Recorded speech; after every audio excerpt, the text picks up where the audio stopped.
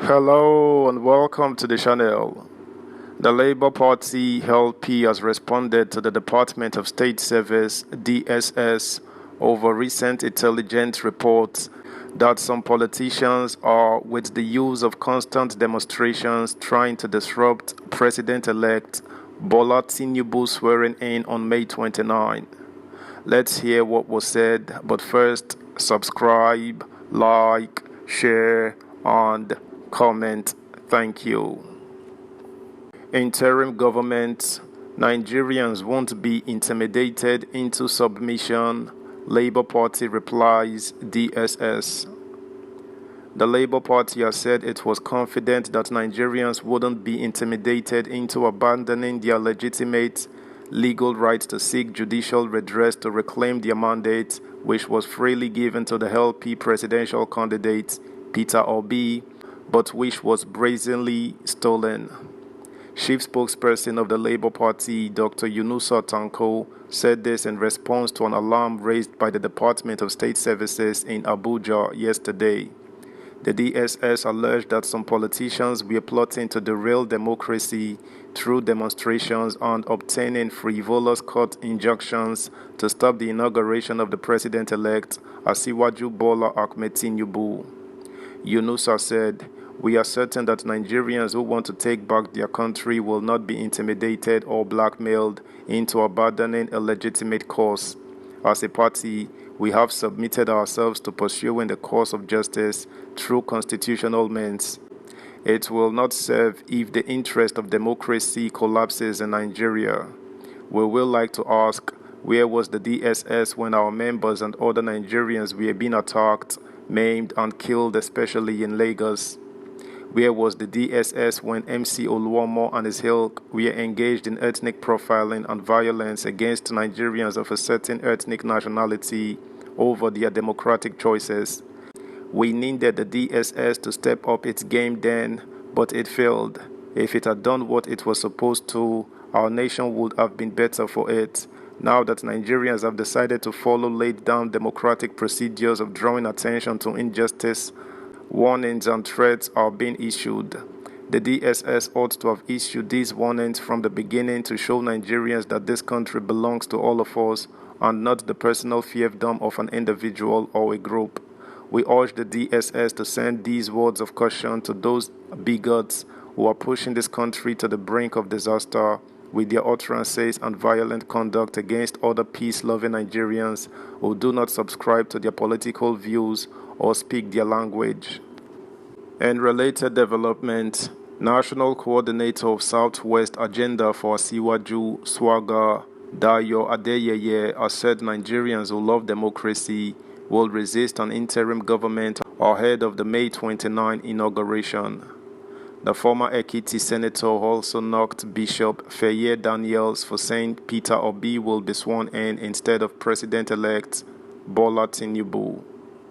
Adeyeye, in an interview with the News Agency of Nigeria, stated that calls for an interim government were geared towards anarchy. The ally of Tinubu said every election must produce a winner, adding that Nigerian politicians must develop the spirit of sportsmanship. Adeyeye said although the elections were not perfect, they were very good and transparent, making it the best ever to be conducted since 1999. The ex-Minister of State for Works told citizens to disregard the noise of people trying to create unrest as well as fake prophecies propelling the so-called obedience. Subscribe, like, share, comment, and please turn the notification bell on. Thank you. Continuing, he said, a fake pastor was saying Tinubu will be declared winner, an interim government will be formed, and the government will give it to Peter Obi. And I, Dayo Adeyeye, will be a citizen of this country and allow that to happen. We will join forces with others to oppose it, he vowed. Adeyeye added that patriotic citizens across the country will defend Tinubu's mandate and tackle those planning to tear Nigeria apart.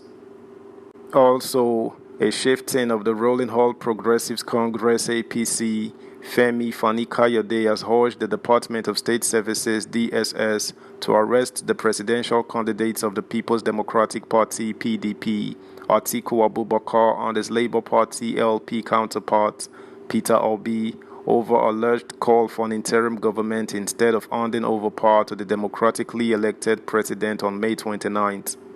Fani Kayode made this plea to the DSS in a statement titled "Arrest the Rebels and Treasonable Subversives," issued via his verified Twitter handle on Thursday.